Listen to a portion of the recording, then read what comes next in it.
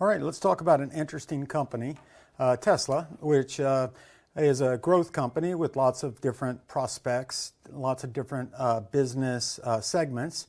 But a lot of everybody kind of is aware of the name and makes it kind of interesting to use as an example of, hey, does accounting answer some of these questions for us? And questions such as, how does Tesla make their money?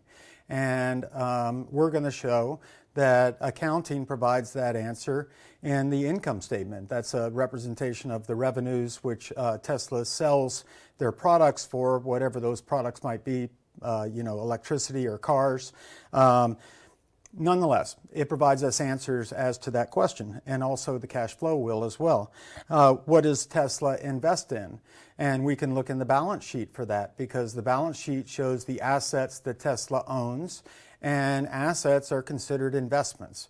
And we'll talk about the balance sheet more, but the balance sheet is going to show us, some insights as to that question. And then lastly, how does Tesla finance itself? Again, the balance sheet. The balance sheet shows a representation of the assets that you have, which are the assets necessary to run your business.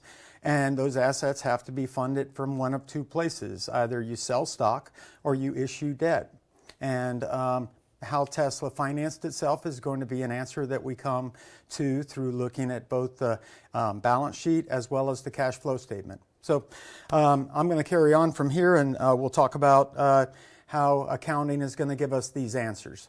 And the way in which accounting communicates these answers is through these statements and reports that we're going to look at. And there's going to be 4 primary reports that we talk about in the class, with 3 of them being pretty significant, with one being more of a kind of a roll forward statement, which is the statement of equity. Nonetheless, the income statement, the balance sheet, and the statement of cash flows are going to be the primary way in which we communicate the accounting story to investors and users of accounting information.